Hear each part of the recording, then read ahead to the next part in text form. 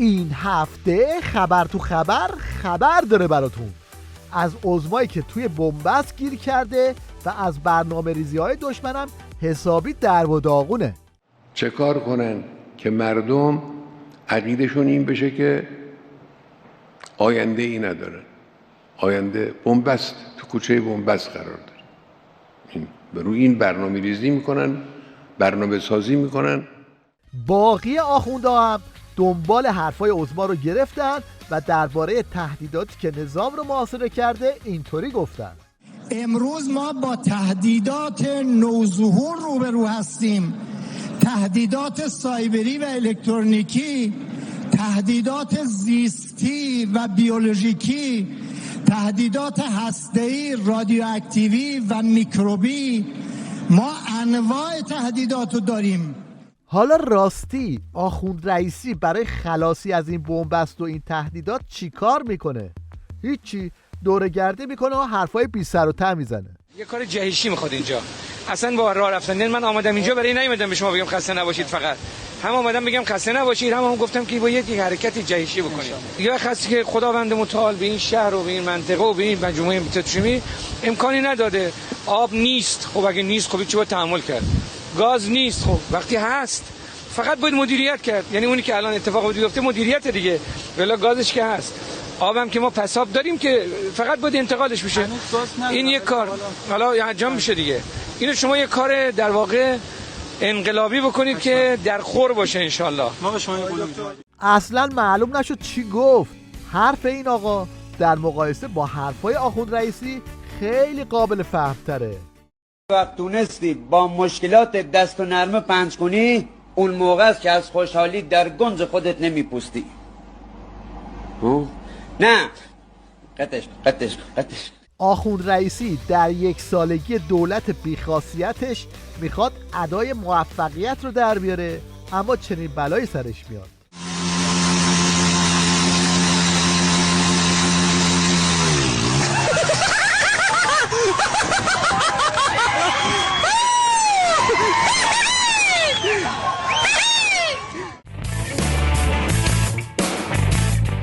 البته یکی دیگه از کارهایی که برای خلاصی از تهدیدات کردن برکناری آخوند طائب بود که تو مراسمش یه چنین سوتی بازاری را افتاد.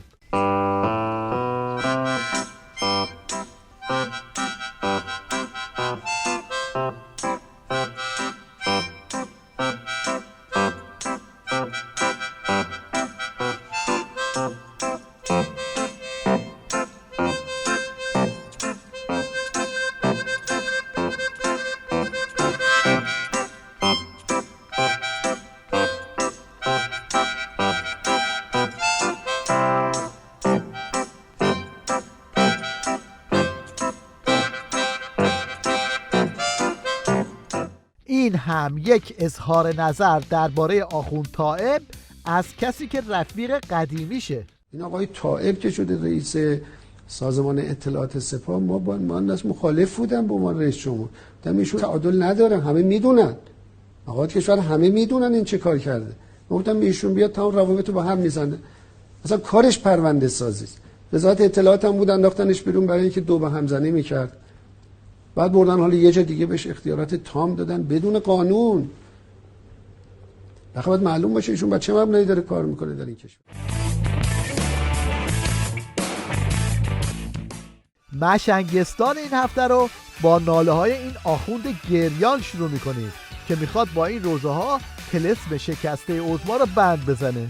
مثل همه شما که نایب امام زمان را نه به عنوان یک رهبر سیاسی، به عنوان نایب امام زمان تقدیس میکنید و دستورات ایشون رو واجب الاجرای الهی میدانید و در صورتی که فرمانی نایب امام زمان بدهد و کسی بی‌اعتنا باشد، روز قیامت مؤاخذ خواهد بود، تمرد از احکام الهی کرده است.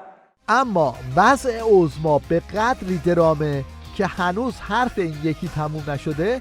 بوفالوی نظام میاد و میگه هیچ کس برای عظما ترم خورد نمیکنه.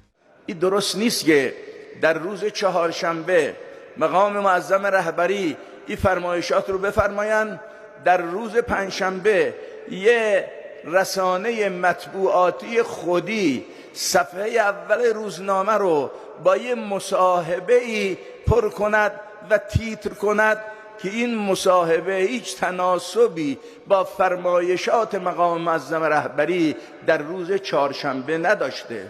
خب این جفای در حق ولایت و در حق رهبری است که یک رسانه خودی دست به این کار بزند. خلاصه این که عظما تا میاد خودش رو به امور مسلط نشون بده یه اتفاق میفته و کله ملق میزنه. برو حاجی برو.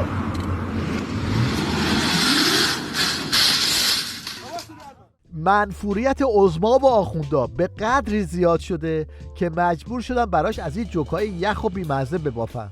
بعضی از محافظین حضرت امام بعد از این که ایشون حالا در واقع رحلت کردن رفته بودن خدمت آقا، یه چند تاشون، یه آقای ابراهیمی نامی که خب یه مقطعی هم خدمت حضرت آقا بود، میگفت که ما وقتی رفتیم خدمت آقا خب ایشون منزلی که داشتن یه منزل دولتی بود که مال ریاست جمهوری بود، ایشون جایی نداشتن برای رهبری. میگفتن که میخواستن ساختمون درست کنن برای ایشون، یعنی خونه درست کنن، آقا مخالفت کرده بود و میگفت ایشون 4 سال تو کانتینر زندگی کردن اول رهبریشون.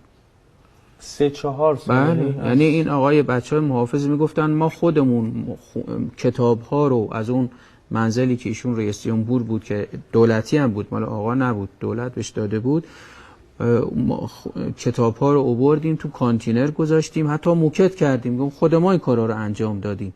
این روزا آخوندهای مفتخور از سایه خودشون هم میترسن.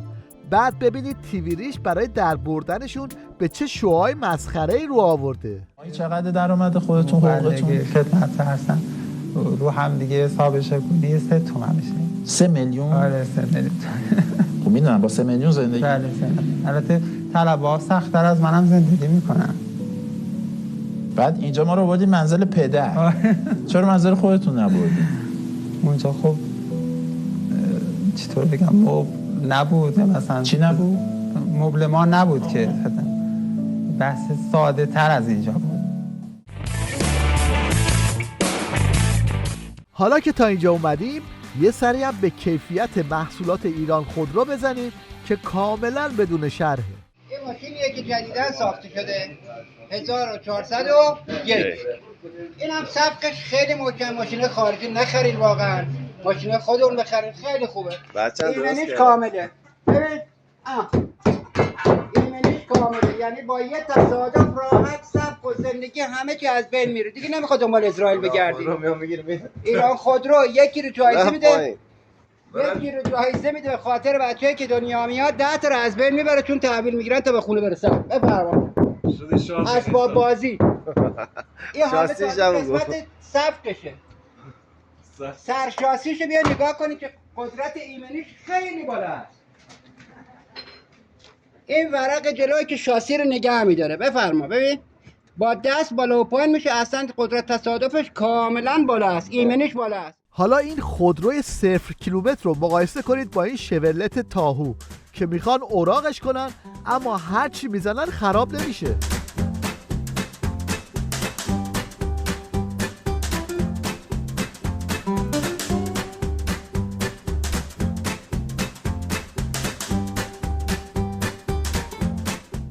البته تولیدات دانش بنیان آخوندا فقط منحصر به ایران خودرو نیست، اختراعات دیگه هم دارن. شما یک دونه بادکنک ماری دارین، یه دونه دستگاهی که باد میکنیم، ببینید سریع باد میکنین این بادکنکتون رو، تنظیم باد میکنین، میبندین. تو تمام کارهایی که برای بادکنک میخواین انجام بدین، اولین کاری که میکنین یه گردو همیشه درست میکنین به اندازه 4 انگشت باز، یه دونه میبندین، دومی به اندازه 4 انگشت باز میبندین، سومی به اندازه 4 انگشت باز میبندیم، تنظیم میکنیم اینو.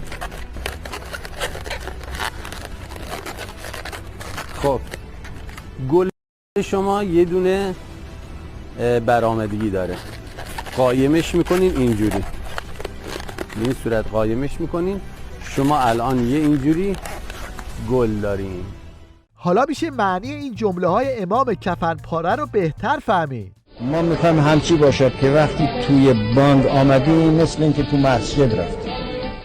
اما قضیه اقتصاد ما همون جو گندمی که خودمون در مملکت خودمون کشت میکنیم اقتصاد میکنیم و برای خودمون همون مقدار کافی است. ما در هر هفته یک روز گوشت میخوریم. گوشت خوردن خیلی چیز خوبی هم نیست. اینایی که زیر بنای همه چیز اقتصادی دونه، اینها انسان را حیوان میدونه. حیوان هم همه چیزش برای اقتصادش است. زیر بنای همه چیز، اولاغ هم زیر بنای همه چیزش اقتصادش. این روزه های خمینی برای مردم بود، وگرنه به آخوندا و طلبه ها که میرسه ببینید امام جمعه های خمینی و خامنه ای چه نسخه ای براشون میپیچن. عزیز، یک هر قربانی که اینجا کشته میشه یک رانش را به حوزه بپرستید و انشالله این بتوانه خدمت برای تو بهترین. هم بعد گوشت شما گوشت قربانی همونی که طلاب بخورن. هر گوسفند یا شتر یا گاوه که ذبح کردید یک رانش را به حوزه بپرستید و این یک توصیه اینه فراموش نکنید و اینه به دیگران برسونید. توصیه دیگر اینه که مسجد خیلی بدهکاره و بدهکاریاش هم سنگین. روز عید هر نفر 100,000 تومان بیاره با خودش. اگر 100,000 ولی اگر خیلی فقیر و تنگ دسته و نداره 50,000 تومان بیاوره. رون گوسفند سهم آخونداست و استخون مرغ سهم مردم. فروش استخون توی فروشگاه ها. سلام درمانده، سلام پس مانده، سید علی قاتل.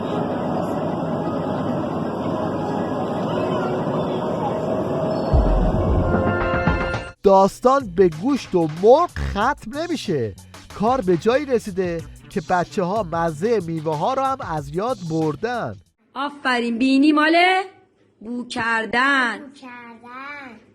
دهن مال چیه؟ زبان ماله؟ زبان من کشیدن. کشیدن مزه ها. گوش من شنیدن. گوش مال شنیدن. آفرین. بسرم دهن تو باز کن ببین الان چی چشیدیه. چی بود مامان؟ انار.